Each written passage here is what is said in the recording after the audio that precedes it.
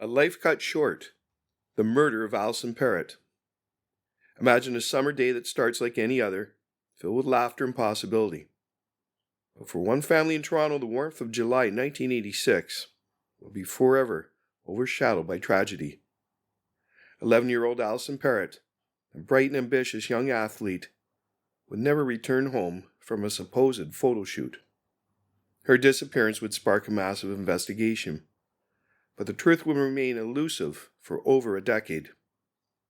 Today we're diving into the heart-wrenching case of Alison Parrott, a life cut short by violence and deceit.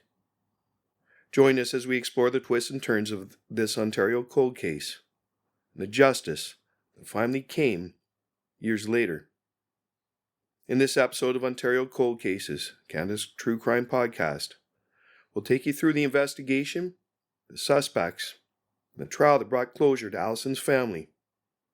It's a story of perseverance, forensic science, and the enduring impact of tragedy on a community. I'm Jay Nickel of Nickel Investigations, and this is Ontario Cold Cases, Canada's True Crime Podcast, and a life cut short, the murder of Alison Parrott.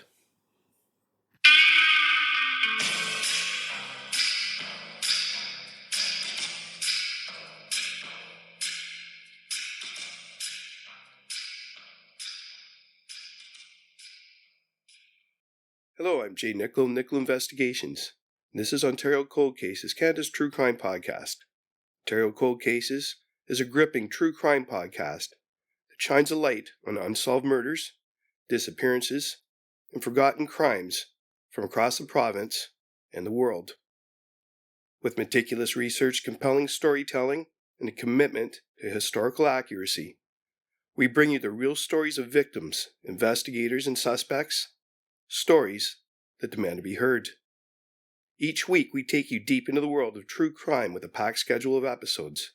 Tuesdays, historical true crime cases, exploring infamous and obscure crimes from history. Wednesdays, the Mick and Mac Mysteries, a thrilling fictional detective series set in 1950s Toronto. Thursdays, World Cold Case Thursday, investigating unsolved cases from around the globe. Sundays, Ontario Cold Cases, the latest episode uncovering an unsolved mystery from Ontario. From high-profile crimes that shock the nation to little-known cases waiting for justice, we uncover the truth, one case at a time. Join us as we explore the dark corners of history and mystery, where every clue could lead to answers and every case deserves a second look. Subscribe now wherever you listen to your favorite podcasts and never miss an episode of Ontario Cold Cases, Canada's True Crime Podcast.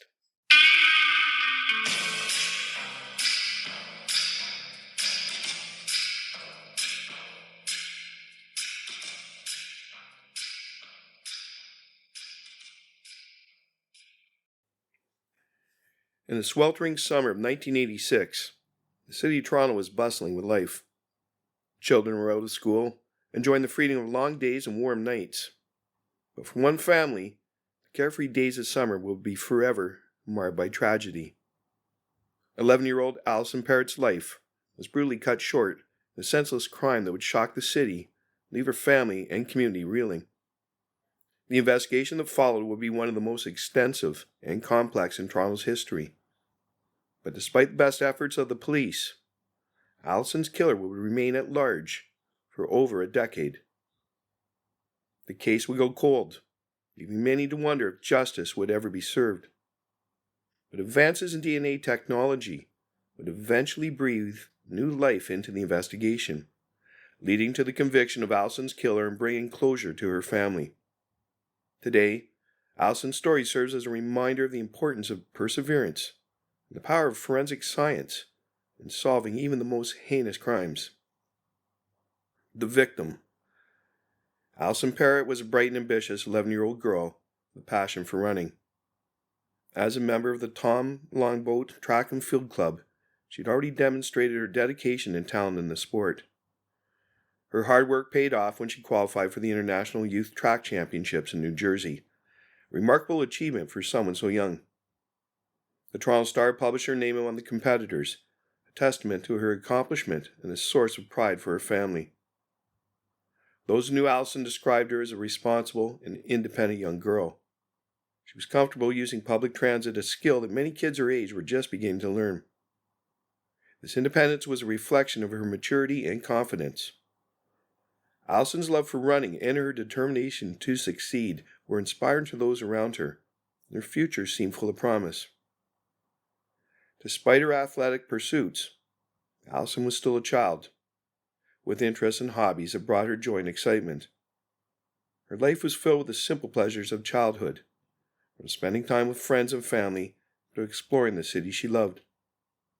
The tragic loss of her life would leave a void in the lives of those who knew her and serve as a reminder of the preciousness of every moment. Up next, the disappearance.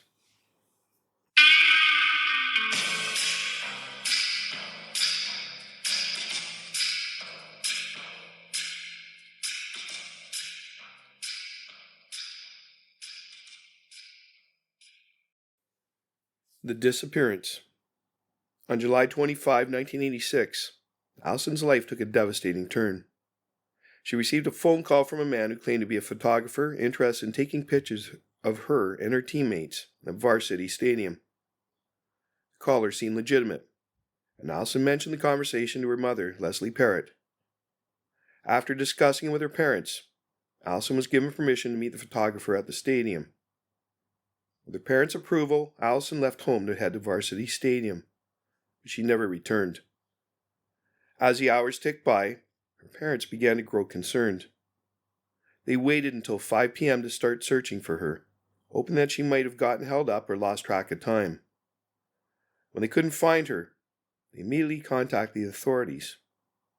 At 6 p.m., they reported Alison missing to the police, launching a frantic search for their beloved daughter.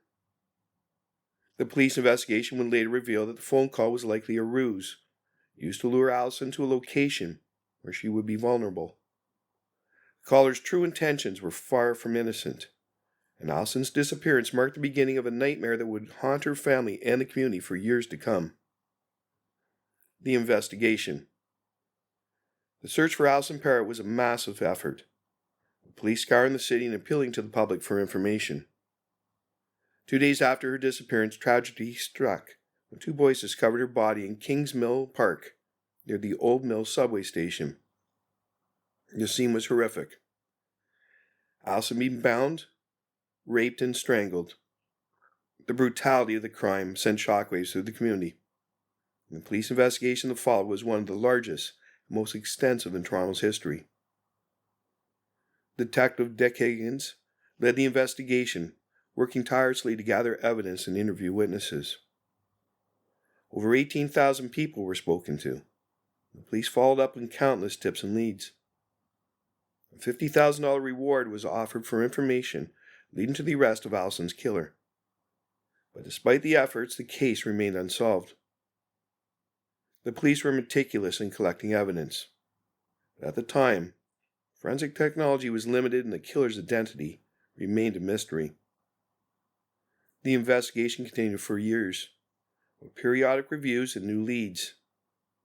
But it wasn't until advances in DNA technology came into play that the case took a dramatic turn.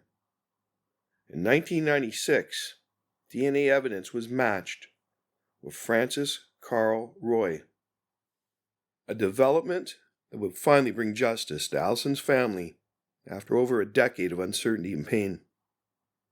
The DNA match was a breakthrough.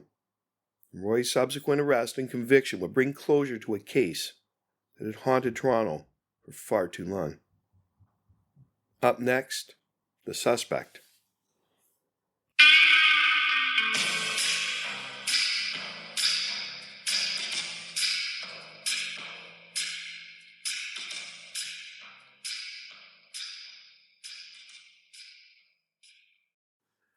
The suspect.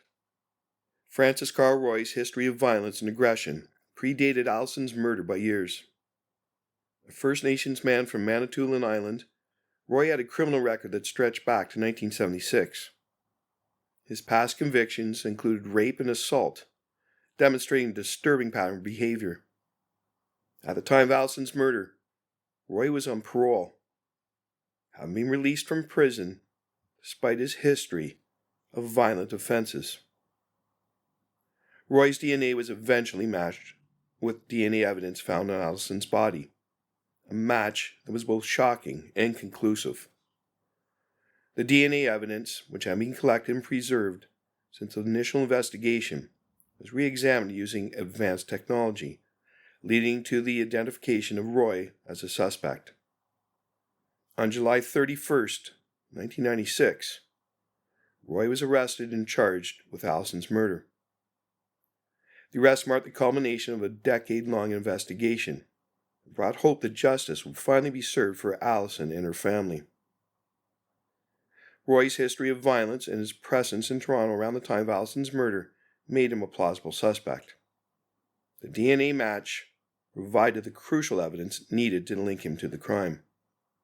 His arrest brought a sense of closure to those who had worked tirelessly to solve the case. However, it would take several more years for Roy to stand trial and face the consequences of his actions. The trial. The trial of Francis Carl Roy began in 1999, more than 13 years after Alison Parrott's murder. The prosecution's case relied heavily on the DNA evidence that linked Roy to the crime scene. The DNA match was a crucial piece of evidence. The prosecution argued that it was highly unlikely that the DNA had been planted or contaminated. The defense, however, presented a different narrative. They argued that Roy was not intelligent enough to have planned and executed the crime, suggesting that he lacked the cognitive abilities to carry out such a complex and violent act. Furthermore, the defense claimed that Roy had stumbled upon Alison's body while running in the park and had touched her, resulting in the DNA match. This explanation was intended to raise reasonable doubt about Roy's guilt. Despite the defense's argument, the jury was convinced by the prosecution's evidence. After deliberating, the jury returned a verdict of guilty of first-degree murder. The conviction was a significant victory for justice, and Alison's family finally felt a sense of closure after years of uncertainty and pain. Roy was sentenced to life in prison, without parole for 25 years, ensuring that he would spend the rest of his life behind bars. The sentence reflected the severity of the crime and provided some measure of justice for Alison and her loved ones. The trial's outcome brought a sense of finality to the case, and while nothing could undo the harm that had been done, the conviction and sentencing of Francis Carl Roy provided a sense of accountability and closure. Up next, Aftermath.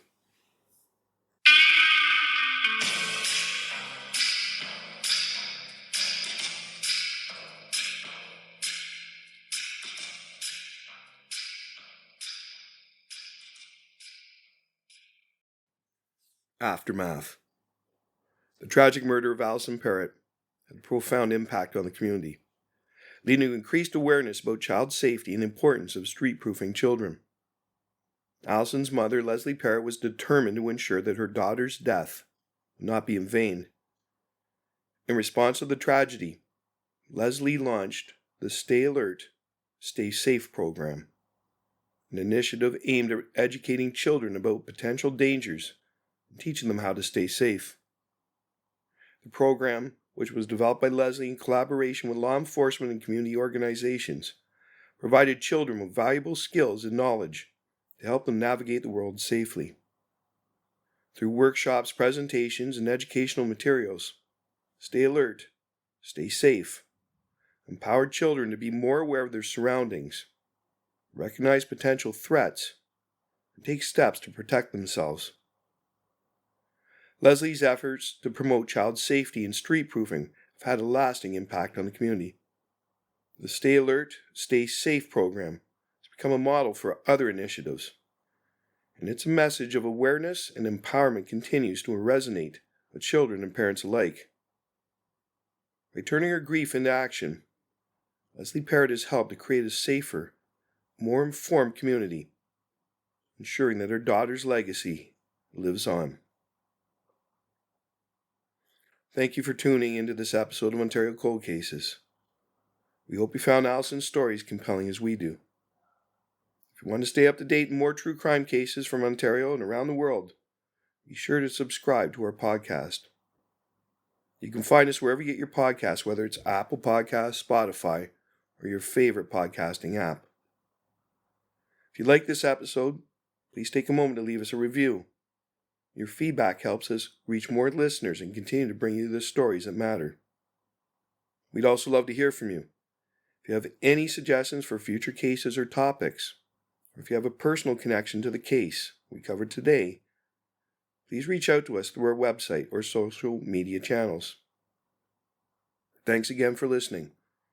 We'll see you in the next episode of Ontario Cold Cases, Canada's True Crime Podcast. Because every case deserves answers, and every victim deserves justice.